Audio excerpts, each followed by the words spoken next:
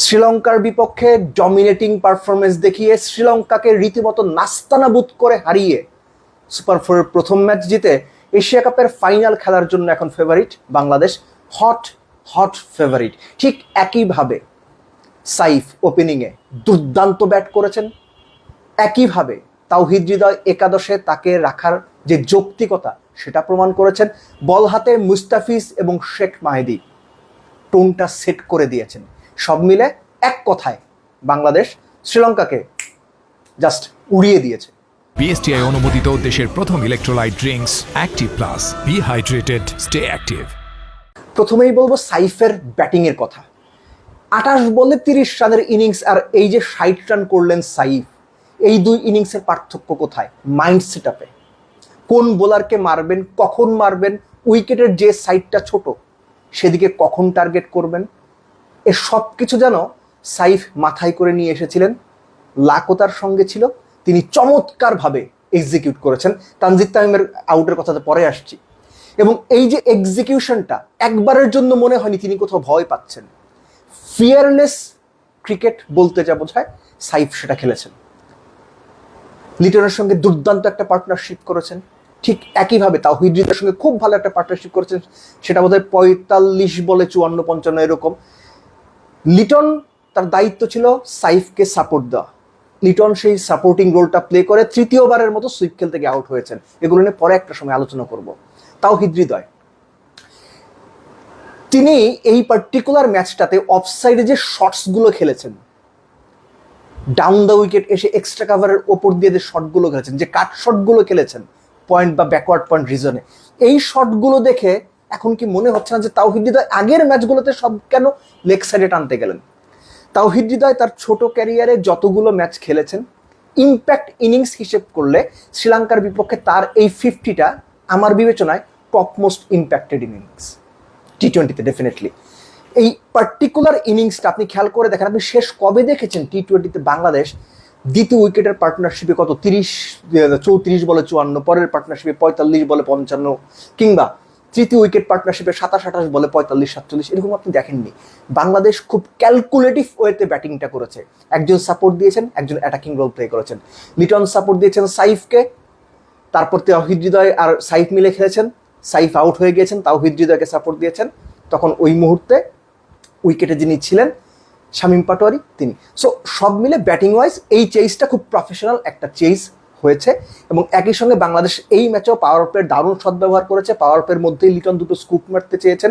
আমি personally feel করি নতুন বলে কিংবা বল নতুন থাকতে থাকতে যত বেশি রান করে নেওয়া যায়, এটা বোধহয় বাংলাদেশ টিমের মাইন্ড সেট আপ কিংবা প্ল্যানের মধ্যে ছিল। এবং পাওয়ার প্লেতে 59 রান করে বাংলাদেশ তাদের রান চেইজের প্রতি, যে লক্ষ্যটার প্রতি যেভাবে স্টেপ ইন করার কথা, দুর্দান্তভাবে সেই স্টেপ ইনটা করেছে, ম্যাচ জিতেছে। কাম ডাউন টু বোলিং। একটা ইন্টারেস্টিং ব্যাপার আছে, সেটা হচ্ছে যে তানজিদ তামিম যে বলটাতে বোল্ড হলেন তুষারার বলে তৃতীয়বারের মতো, তিনি আগের বলগুলো 130-32 ফেস করে, that was a relatively slower বল, 122 বা 23 ছিল, সুইং পর্যন্ত করেনি। আমার মনে হয়েছে তানজিদ তামিম, আমরা একটা কথাই বলি যে বনের বাঘে খায় না, মনের বাঘে খায়। তানজিদ তামিমকে থুসারা মনের বাঘে কাবু করেছেন। এর বেশি আপাতত এই মুহূর্তে আমার কিছু বলা নাই। বাংলাদেশের বোলিং ইনিংস, শরীফুলের ইনক্লুশন আমার কাছে বরাবরই মনে হয়েছে that was wrong choice. That was wrong choice, কেননা এই উইকেটে দুই দলই আমার মনে হয়েছে একজন করে স্পেশালিস্ট স্পিনার কম নিয়ে খেলেছে। শ্রীলঙ্কার বোলিংয়ের সময় তো সেটা খুব স্পষ্টভাবেই আমরা দেখেছি, বাংলাদেশের বোলিংয়ের সময় দেখেছি। মুস্তাফিজ এবং শেখ মাহিদি দুজনে মিলে 8 ওভারে কত দিলেন? 45। মুস্তাফিজ 20 রানে 3টা, আর শেখ মাহিদি 2টো। আর বাকিরা 12 ওভার দিলেন কত? 122 বোধ হয়। এর মধ্যে অল্পের জন্য 50 করেননি শরীফুল। যে জায়গাটাতে আমি মেনশন করতে চাই সেটা হচ্ছে, যখনই বোলাররা উইকেটে পেস দিয়েছেন, গতিতে বল করেছেন, মার খেয়েছেন। একটা সাইড আবার ছোট ছিল, কত 62 না 63 মিটার। বাংলাদেশ যে প্রান্ত থেকে বেজোর ওভারগুলো বল করেছে তার লেগ সাইডের বাউন্ডারি 62 বা 63 মিটার ছিল। ওই দিকেই শ্রীলঙ্কানটা বাউন্ডারি মারার ট্রাই করেছে। শরীফুল কতটা বাজে বল করেছেন, একটা লেগ সাইডে একটা শর্ট, রান বেশি দিয়েছেন, ইটস নট এ প্রবলেম। যেটা বলছিলাম যে একটা লেগ সাইডে একটা শর্ট, একটা অফ স্ট্যাম্পের বাইরে হাফ বলি, একটা অফ স্ট্যাম্পের বাইরে শর্ট, একটা মিডল স্ট্যাম্পে হাফ বলি, যাচ্ছে তাই বলি, কোনো হিসেব নাই বোলিং এর, প্ল্যানলেস বোলিং। শেখ মাহিদি যেটা করেছেন, মিডল ওভারটা পুরোটা নিয়ন্ত্রণ করেছেন। নাসুম ওই সময় ভালো বল করেছেন, কেননা যখন 53 হয়ে গেল শ্রীলঙ্কার, পাওয়ার প্লেতে সেই 53 থেকে পরবর্তী 8 ওভারে শ্রীলঙ্কা রান করেছে মোটে 45। এই ক্রেডিটটুকু দিতে হবে ডেফিনেটলি শেখ মাহিদি এবং নাসুমকে। এবং মুস্তাফিজ ওর মধ্যে একটা ওভার করেছেন, 14তম ওভারে তিনি কুশাল পেরেরার উইকেটটা নিয়েছেন। 15 এবং 16 বাংলাদেশের বোলিং ইনিংসের এই দুটো ওভার এক্সপেন্সিভ ছিল। নাসুম অন্য সময় স্লো বল করে 16তম ওভারে এসে কেন অতিরিক্ত ফ্লাইট দিতে গেলেন, কেন একটু জোরে করতে গেলেন আমি জানি না। 17 খেলেন, তাসকিন্দার পরের ওভারে 14 খেলেন। মুস্তাফিজ পেনাল্টিমেট ওভারটা দুর্দান্ত বল করেছেন। এবং যেটা হয়, মুস্তাফিজ তার 50% ডেলিভারি ইদার স্লোয়ার করেন ইদার কাটার করেন। সো এই জায়গাতে এই উইকেটে এগুলো খুব ভালো কাজে লেগেছে। লাস্ট ওভারে তাসকিন শেষ বলে ছক্কা খেলেও 4টা ডট করেছেন, একটা 4 খেয়েছেন। যে বলটা জোরে করেছেন ওই বলটাতে ছক্কা খেয়েছেন।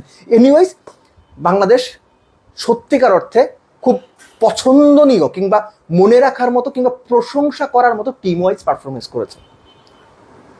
আর এই পারফরমেন্সটা বাংলাদেশ যদি নেক্সট 2 ম্যাচেস করতে পারে, আমি এর আগে একটা ভিডিওতেও বলেছিলাম যে আমি মোটামুটি নিশ্চিত বাংলাদেশ পাকিস্তানকে হারাইতে পারবে এবং বাংলাদেশ এশিয়া কাপের ফাইনাল খেলার জন্য এখন অন্যতম ফেভারিট। Congratulations team Tigers.